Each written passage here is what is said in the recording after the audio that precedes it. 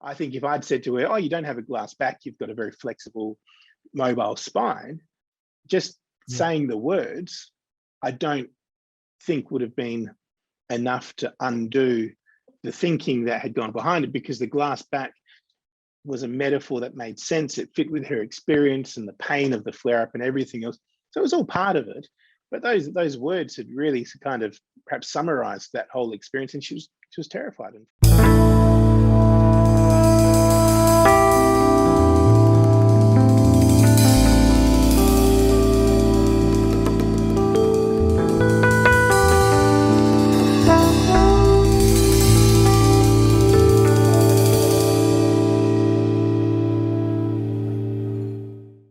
So, talking about the psychological aspect, I was thinking about how language impacts in pain, and that's I think that's one of the biggest additions I can think of, how physiotherapists can get better and not even realizing how they are better if they don't know about this. Or they are not good enough, or they are bad, or we may be saying things, right, that might hurt patients, might help them. What can you say about it? I think it follows on very easily from notions of biopsychosocial framework and not just that, I guess in all of those domains, not just the psychological aspect, and again, that's the challenge of this biopsychosocial framework, that we then perhaps feel like we have to put things into those three domains to make sense of them. But language is one that as all many other factors will cut across all three, and even the idea that the words we use when we talk to patients is important is in many ways quite novel and interesting. At the same time, it's completely almost self-evident. It's so obvious, of course it matters. And yet it was not part of my training to think about the language we use, to think about the words we say and the impact that it might have on an individual. It just, maybe I was absent for that lecture, which could have been possible at university, but and maybe I missed it. And I say that because I was very fortunate to have a wonderful undergraduate degree here at the University of South Australia with many fantastic lecturers and tutors, and in hindsight I actually got exposed to quite a few different ideas. We had guest lectures from different departments, and at the time, I quite happily admit, I was very biomedical in my thinking, and so I thought anatomy and physiology, that was the important stuff. The sociology, we had lecturers from the School of Social Work, and they must have hated coming to talk to the physiotherapist, because we were probably all a little bit arrogant in our thinking, and this sociology nonsense, we don't need to know about this. I need more time to study my anatomy and physiology. But I was very fortunate to be exposed to some of these ideas. And again, I look back and I think, in a sense, I wasted some of that opportunity not in engaging with it fully. So when I say it wasn't part of my education, that might not be fair to my educators and the university course. It probably reflects more my bias and my memory of it. Suffice to say, I think that would be fair to say it wasn't given a lot of emphasis. The physiology, anatomy subjects were given more emphasis, and they were the ones that you had to make sure you pass, and they were the ones that gave you the points in order to get your degree and so forth. So language then, for me, became interesting when I got out into the real world of treating people. So I left university and very quickly got a job in private practice as a physiotherapist. This would be about 20 years ago now. And very quickly realized that, and I often use the story, but two people with what seemed to be very similar injuries wouldn't get better in the same way. Now, that doesn't make sense to me. If you've got a back injury, if you've got a muscle injury, if you've got an ankle sprain, then it's the anatomy, the physiology, the pathophysiology, the healing process. It should all just follow the same path, and people should just get better the same way. And they didn't, and it was really frustrating. And that led me reasonably quickly into an avenue of thinking, well, maybe that sociology stuff back at university was important, thinking about the whole person.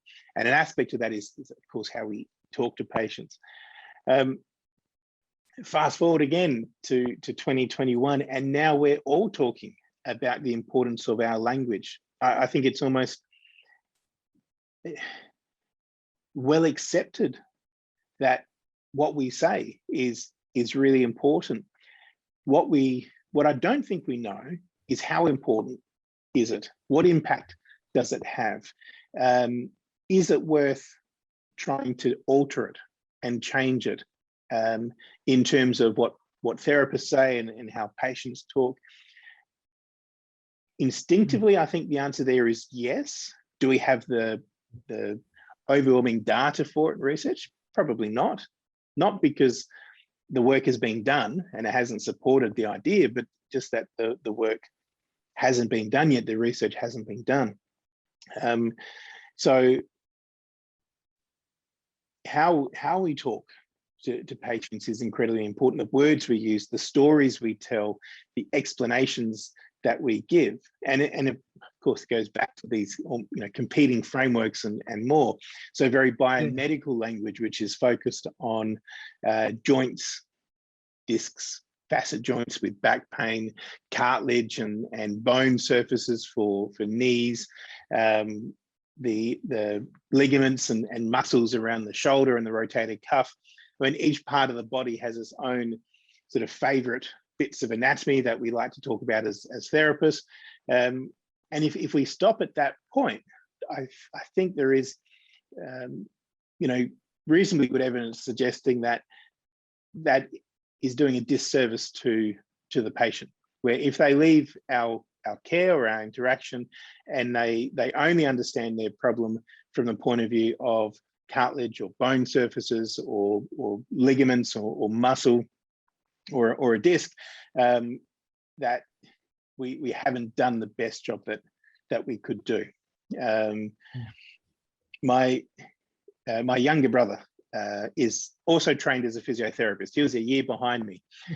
He got out, we worked together for a period of time, and he left physiotherapy behind a long time ago, and he now owns a finance company, and has nothing to do with the world of health. But we still sometimes talk about it, and it was interesting. We both became quite interested in the McKenzie method.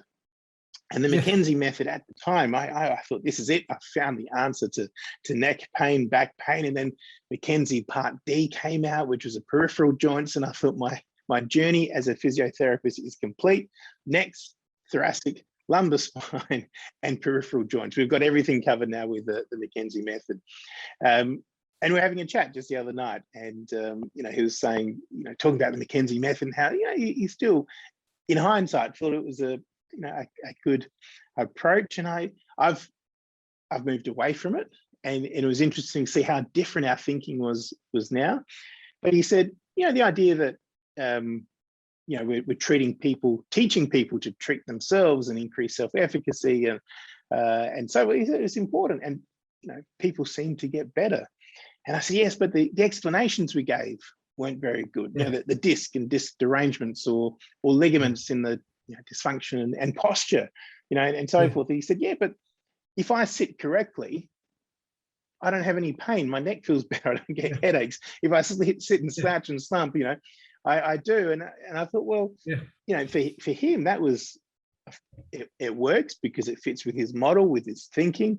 And I said, but there's evidence now suggesting that posture not that important, and people are questioning it, and the idea that your discs can, we know, okay, McKenzie therapists, we know discs don't slip, we don't talk about that nonsense, but I love to draw diagrams of the disc and the annulus fibrosis and the nucleus pulposus pushing back on the side, and because it pushed back on one side, that's why your pain went down the leg. And the more pressure that it put on the annulus, the more the pain traveled down the leg, and by extending and pushing it.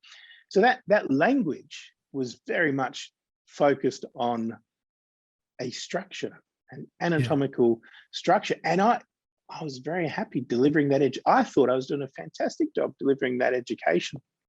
And people did seem to improve and get better. But in hindsight, I think, well, I probably terrified people, because I made bending or flexing the spine the worst thing that they could possibly do. And I to all credit to McKenzie and McKenzie therapy, there was always, it wasn't all about extension, and there was that element of introducing flexion again, and yes, they do that also. And if you look at the overall idea, it's finding they moved away from some of that disc model, and it's a directional preference for movement and so forth, and there's been tweaks and fine-tuning, but a lot of that language was very anatomical, very much based on a structure. And in that sense, the language then influences our therapy and our approach. It influences the individual's beliefs. So if we think about a shoulder, and all we talk about is the rotator cuff. So in shoulders, we don't often talk about the joint surface as much, or the labrum or the cartilage, or unless you're into throwing and pitching and baseball or something, then labral tears might enter into the discussion a little bit more. But we'll talk more about the soft tissues of the shoulder. With the back, it's the discs and the facet joints. With the knee or the hip, it's cartilage. And so, but overall, the language is quite anatomically orientated. But if you think about the shoulder, if we only talk, our language focuses on the soft tissues, and we use words like tear, rotator cuff tear, or impingement. The logical process then is, well, let's fix the tear. What do you do when you have a tear in? Well, what did we used to do when you had a tear, a hole in your sock? You would darn your sock, you'd knit it back. No one fixes socks anymore. We just throw them out and get new ones. My teenage daughters buy jeans that are already ripped, and of course their grandmothers always offer to fix them, and they, in jest, they understand it's fashion. But if you have a tear, then you want to repair it. You want to fix it. So surgery becomes such an obvious extension of fixing that problem in a biomedical approach, when our language is about the tear or impingement. We're again, I cringe when I think of all the stories that I told about and the images that I drew of the acromion and the humeral head, and I'd have my movements, and I'd say, and every time you elevate your arm, it slams together, or it pinches, or it compresses, and we can see that on your ultrasound. Okay, well, if there's impingement and compression, it's very logical to think, let's give it more space. So we'll go in and do some kind of surgery, acromioplasty. So I think language, and there are different theories around this, expresses or is an extension of our thinking. And if our thinking is mechanical, our language will be mechanical, and our treatments will be mechanical. And we'll talk about stabilization, we'll talk about shoulder decompression, we'll talk about repairing the tear, all of these things which now are not all that well supported in terms of outcome for the person. And there's a shift, and I saw a paper recently talking about changing the language rather than rotator cuff tear and impingement syndrome and so forth, just to be less specific about that. And I understand that the move for medicine to be less specific, but I think, unfortunately, with patients, it leaves them perhaps thinking, well, no one knows what's going on. No one can tell me what the problem is, because previously if we said, oh, you've got a rotator cuff tear, we can say, oh, okay, we'll get in there, stitch it back together and fix it and I'll be fine. And we know that, you know, some people that do well, but for many, the recovery from shoulder surgery is very long, very difficult and not always complete. So here we have, again, we bump into this problem of language. How specific can we be? And perhaps it's because in anatomical terms, what we're trying to link with language, the anatomy, to the phenomenology, the experience, the subjective experience of the person. And we know that there's not a one-to-one relationship between the anatomy and the experience of the person. And we try and bridge that gap with our language, but it mostly fails. And then we have a lot of our language being metaphorical. And of course, David Butler, who founded Noi Group, working together with Lorimer Moseley and a number of publications, Explain Pain and Explain Pain Supercharged more recently, you know, spoke a lot about of metaphor and the kinds of language that people use, often being very metaphorical, and trying to understand that, influenced by the work of George Lakoff in cognitive science, who was very interested in metaphor and wrote the book Metaphors We Live By. And George Lakoff's idea was that really metaphor is in some ways a foundation of thinking, foundation of language, that everything is highly metaphorical, and we constantly compare two different things to try and help us to understand. And you know, some of those metaphors can be incredibly provocative. You know, patient says it feels like it's a knife inside of me, and I think, well, what does that mean? Unless you've been stabbed, I don't know what it feels like to have a knife in you, and yet we'll use that language. And so the people use the same one here, you know, that kind of, you know, you read all the metaphors in the Explain Pain Supercharged. This not most of them, but some of them are amazingly no different here, you know, than in Australia. But that's something I think really interesting. A lot of the basic idea of metaphor seems to apply across languages and cultures, but then the specific details are different. And I find that fascinating. I think it's just amazing and wonderful. And you don't, it's part of languages, you don't realize, unless you have the privilege of being exposed to other languages and cultures and other ideas, that the metaphors that we have and the language that we have isn't, of course it isn't, but it isn't universal. And so when again, I'm very lucky to talk in different countries and to people with languages other than English as their first language. And the metaphors don't always translate directly. That's the beauty of metaphor. So understanding that our language is full of this notion of metaphor, which is, I like the definition of a metaphor being something, I'm trying to explain something to you using that you don't understand in terms of something that we both understand. So if I'm trying to explain to you something like the circulatory system within the body, then I can talk about the heart as a pump, which is a metaphor. I mean, the heart does have a pumping action and it has valves and so forth. So it's a pretty accurate metaphor, but it is still metaphorical. And so we can talk about circulation and can think about a sprinkler system or a pump pushing water around a system. But very quickly, we understand, well, we should remember that while that metaphor can be useful, so now we both understand the idea of a pump, so I can use that as a metaphor. The circulatory system is much more complex than just a simple pump and tubes. You know, those tubes can dilate and constrict. You know, the heart. You're alive, for starters. Yeah, you're alive. The heart pumps blood out, but it doesn't return it back. That depends on gravity and muscle activity and so forth. So the danger of metaphors is that they have a limit.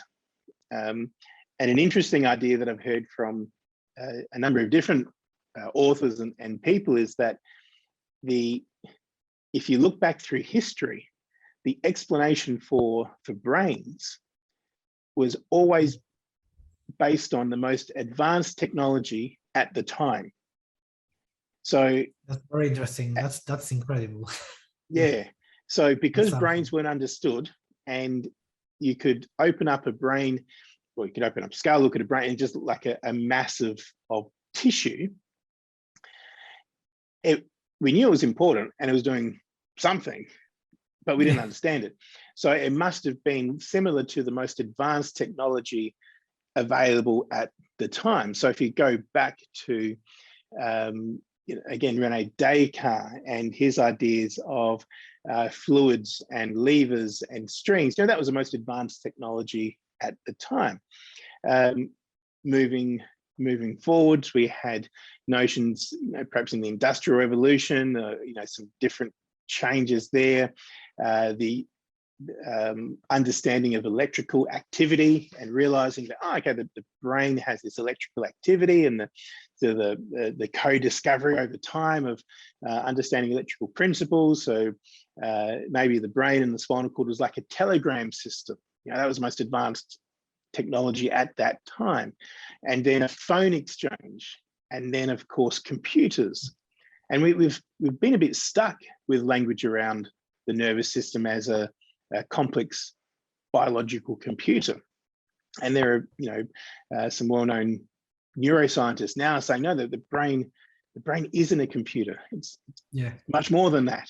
But our language is stuck in the most advanced technology we have available at the time, which at the moment is computers. And so you hear language around rewire your brain, understand or hack your brain, language which fits with computer speak, which are literally wired together, and in computer programming and computer use terms, hacking a computer and so forth. But that language then carries over into how we talk about the brain, because it's the metaphor that we have at the time. So, metaphor can limit our understanding as much as it can help us to progress our understanding, because our metaphors can only be limited to what we both understand and what we know. And then finally, there's metaphor and language in the clinical setting. And in this space, again, explain pain supercharged and explain pain, which full of metaphors and explanation. So there's a body of work there to understand. And at the same time, a paper that I keep going back to from Ben Darlow, who's a New Zealand physiotherapist, and a genuine, lovely, nice person as well. I've had the pleasure of meeting him and a bit of time chatting with him. But and I say that many researchers are, but it's when you meet particularly nice people who are doing really important research, you go, oh, they're clever, they're smart, and they're really good people. And Ben Darlow fits into that category. And his paper from a number of years ago now, the enduring impact of what clinicians say to people with low back pain. I think it was 2012 or 2013. I remember listening to Ben at the NOI 2012 conference. This was long before I was involved in NOI group. At the time, I wasn't a clinician as such. It was called a rehab consultant, the return to work field. But Ben, this young guy, got up and spoke at this conference, and he told stories about the impact that our language has on patients. And 2013. 2013, yeah. So published just the year after the 2012 conference. And incredible at the time, thinking, oh wow. So, and he was talking about back then, the language we use having an enduring impact, not just for now, but for the future as well. When we focus on biomechanics and anatomy, and patients, people experiencing pain, that's the only explanation they're given. They worry more. They're likely to have worse outcomes because they think they can't go back to work. They start to consciously try and protect their body and avoid more and more activities in life. When they're told by, and I always really emphasize this point, a well-meaning therapist. So therapists aren't doing this to have a negative effect, but a very well-meaning therapist says, your back is unstable. We need to stabilize it. Then that belief can have an enduring impact on that person, where they think my spine is going to crumble, it's unstable. If I sit the wrong way, my back will go out or something. I can't bend, I can't work, I can't live, I can't have children. For women, this is not an uncommon belief, and they've been told their back is unstable. And they've also perhaps heard that during pregnancy, in the later stage of pregnancy, with different hormonal effects, that their ligaments become more flexible and more lax, and so their back might become even more unstable. I can't have children, and that's a huge worry for many, many women. And it all comes from the language. Well, not all of it. Good intentions. It's not intentional, but it's influenced. Strongly influenced by the language we use. And my own sort of story that is stands out for me, because I witnessed this, was many years ago, a patient, a woman who I was providing some pain education for as part of my job at the time, who had low back pain. And in hindsight, it was nothing nasty or serious. It was just your everyday, ongoing, chronic low back pain, biopsychosocial, in all of those aspects of, there were work factors, there were social factors, there was misunderstanding, and I was attempting at the time, with my very rudimentary knowledge and skills, to provide some more understanding of pain. And she was quite functional. She was able to live and move around, and she's doing reasonably well. And I was doing home visits, and I went to visit her one day, knocked on the door, and she just shouted out from the living room and invited me in. And I thought, that's odd. Normally, she'd come to the door and take me in. And I felt a bit awkward, even though I'd been there a couple of times, just sort of walking in without someone opening the door for you. But I walked in, and she was sitting on the couch in her living room, and looked very uncomfortable, looked very very guarded in even just sitting. And I said, "Oh, hey, how are you going? You don't look as good as when I was here last." And she said, "No, I've had a really bad flare-up." And she told me this story of having a flare-up, and it was something minor. I forget what it was now. She bent over to pick something up off the floor, or sneezed, or I can't quite remember what it was, but it's very minor. Something that certainly wouldn't have the mechanical ability to do any major harm or damage. And she went to the doctor, back to her GP, because she had this flare-up and was just concerned. And in the conversation, for some reason, he said to her, "Oh, you've got a glass back." And I don't know what she thought at the time, and I wish I could go back and explore it further, because I didn't have the skills or the knowledge to explore that further. But a glass back, and I thought, what does that even mean? Now, in boxing, if you're a fan of boxing, I've often heard the term a glass jaw. And a boxer who has and that's a metaphor, a boxer who has a glass jaw can't take a punch to the face, and they're knocked out very easily. And I thought maybe he's a boxing fan, and he's talking about, or I don't know what he was doing, but the metaphor glass back, it couldn't be further from the truth. But this metaphor had sort of become this woman's whole idea about her back, and she was terrified to move. Yeah. Because if you imagine glass, it's the most immobile, fragile, vulnerable, things that we deal with on a daily basis. We all have the experience of dropping a glass and it shattering into 1,000 pieces, the shards being sharp, and we have to worry that we don't step on them, and we have to clean them up. And here was this language. Very hard to repair as well, right? Impossible to repair. Yeah, Impossible I mean, to repair. You drop a glass, you sweep it up, and you throw it in the bin. There's no repairing it. That's another, and this is the metaphor. It's so rich with ideas. Little thing that the doctor have said, just but with good intentions, maybe just to protect her, but too much. So not said with malice or not said with any intention to cause harm, but I would argue that those words caused harm. She was terrified of moving.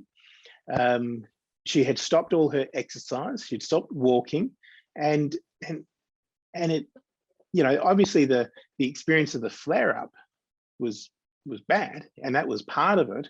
So the words alone weren't enough. And this is where I think what we don't know is the power, how much words can influence, and on their own, can that make any difference? Because I think if I'd said to her, "Oh, you don't have a glass back, you've got a very flexible, mobile spine," just saying the words, I don't think would have been enough to undo the thinking that had gone behind it, because the glass back was a metaphor that made sense. It fit with her experience and the pain of the flare up and everything else. So it was all part of it. But those words had really kind of perhaps summarized that whole experience, and she was terrified and thought, I'm going to have to protect my back with great care for the rest of my life. I'm not going to be able to bend or lift. I have to be very careful. And as she was sitting on the couch, that's why she didn't want to get up to answer the door and invite me in, because she didn't want to move. So terrified of me. And this was some week later. So that to me was the most powerful example I've seen and witnessed of how language can influence and have an effect on experience. I use those words carefully, because influence, have an effect on, there are many other factors involved. Always, we have to go back to our biopsychosocial thinking and remember that we're dealing with a whole person. But language can be incredibly powerful. And now we have, from Ben Darlow's work and continued work looking at, the words that people use, the beliefs that those words suggest, the beliefs of therapists and the beliefs of patients as well, and the influence that our language can have on that, and then the influence it can have on recovery. And we're having a good conversation in the health professions about the language on scans, on the language that we use talking to people, trying to move away from anatomical terms and phrases that can sound scary. But I think as therapists, we have to be well educated in that anatomy still to understand what those terms mean or they don't mean as well, so that we can help that person to come to an understanding of their own that they're much more comfortable with. Find language that they're comfortable with, which is empowering, which allows them to re-engage with meaningful activities in their life. But I don't think we know how to do that with any precise manner at the moment or way. Again, the work just hasn't been done. How do we turn that around? At the same time, I'm involved in a field, this notion of pain education, where there have been some missteps as well.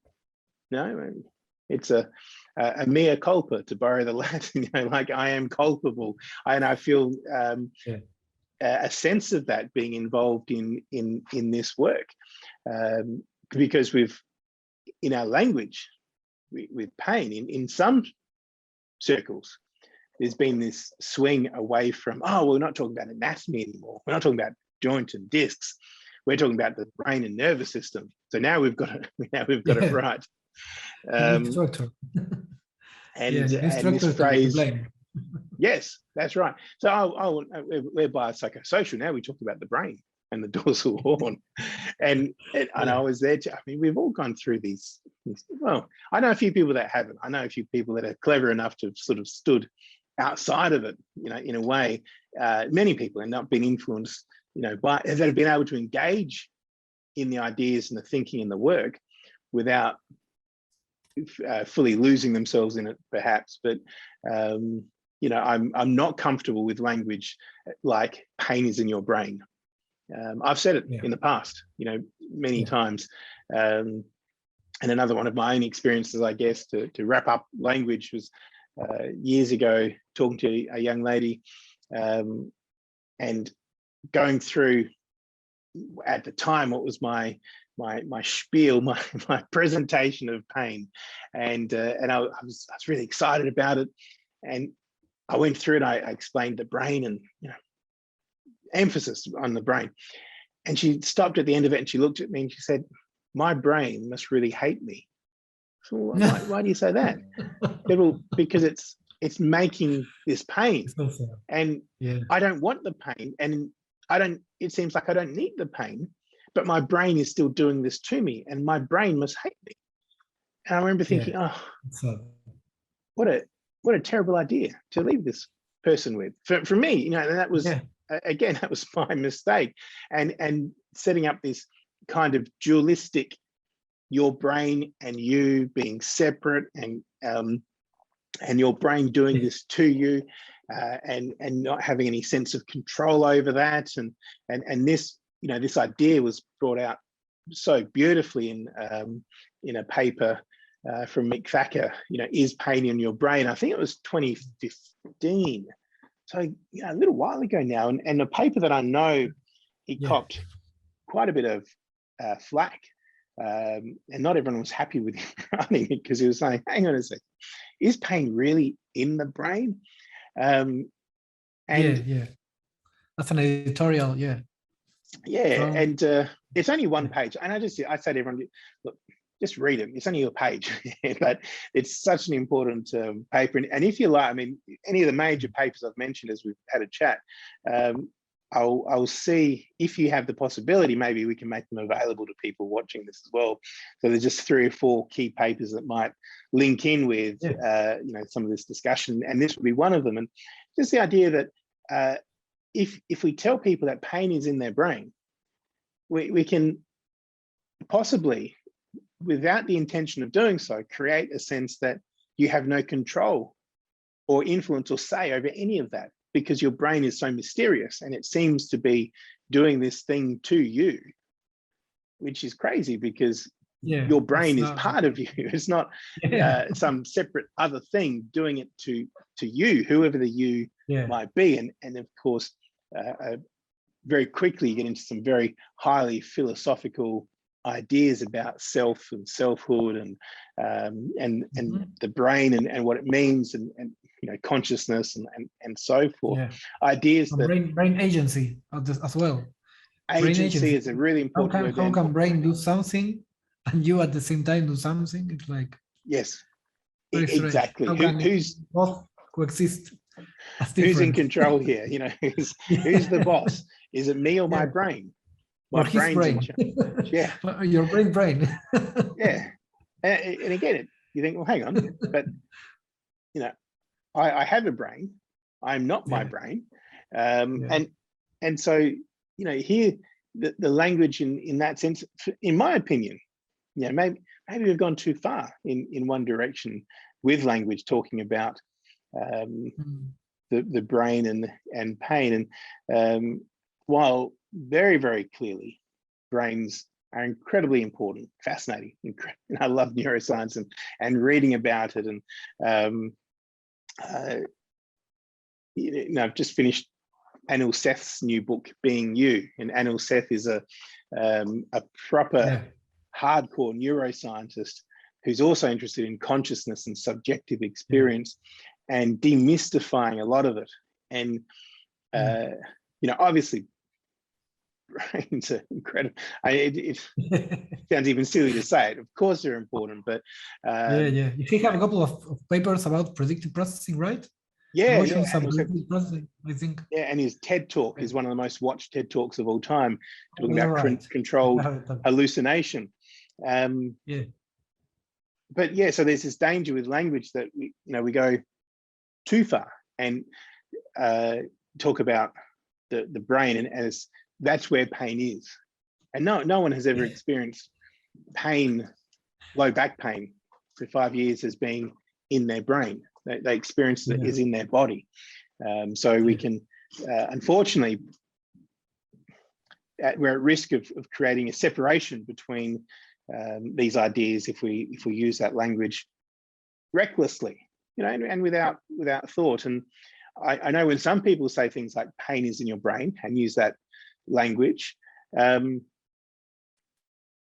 they mean it in a subtle kind of way, or there's some deeper explanation to it. But the risk of phrases like that, when they're catchy, that they become popular and they become repeated, and they lose any subtlety or nuance or deeper understanding, and they just get repeated. And then patients are told, well, pain is in your brain. It's not in your back, it's in your brain. And they immediately feel, well, no, that's not what I experience. So you're not explaining to me my experience, because pain doesn't feel like it's in my brain. It feels like it's in my back. And we risk, again, diminishing the agency of that person. Well, if it's my brain doing it to me, again, like the patient said, my brain must hate me. So yeah, language is such a complex, difficult, fraught, dangerous, field to move into. But I think, there's some basic guiding principles now that we can grasp onto. That's a metaphor. Be careful with the metaphors we use. Understand the science well enough that we don't have to always be metaphorical. We can be a little bit more literal. We can use language, and this is perhaps the overriding idea, that we can use language which doesn't scare people or doesn't concern them even more, that their body is weak and vulnerable. The challenge there is that we often haven't realized in the past that the language we're using, and this is where Ben Darlow's paper from 2013 is so important. We don't even realize the language we're using is having this effect. We don't realize that telling people they need to create more core stability of their spine leads to them thinking their back is weak and vulnerable and needs constant protection. But that's what people are left with. So I think for me, in my journey, the more science I've read and the more I hope I understand, the more intuitive it becomes to change language. So rather than looking for the stories to repeat from other people, from experts, it's been a process of really trying to engage with the material, understand it, pain science, pain biology, the nervous system, some philosophy, some complex systems thinking there as well, and carefully using language based on a deeper, I won't say deep understanding, a deeper understanding of where I was before, hopefully with the hindsight of some hours spent reading. But that, I think, naturally occurs when you understand neuroscience, neuroimmune interactions, neuroendocrine interactions, when you go into a bit of the philosophy and other, your language automatically changes because you understand it a little bit more deeply. You're not just stuck with the metaphor, the simplistic, the easy language. You can go a little bit deeper and explore it a little bit deeper. And so what you say can change, although it takes time and it takes practice. It doesn't happen, immediately. So and another big topic we've gone, biopsychosocial, massive topic. We've gone language, another big topic. Everything. But these are they're highly linked and wonderful things to talk about.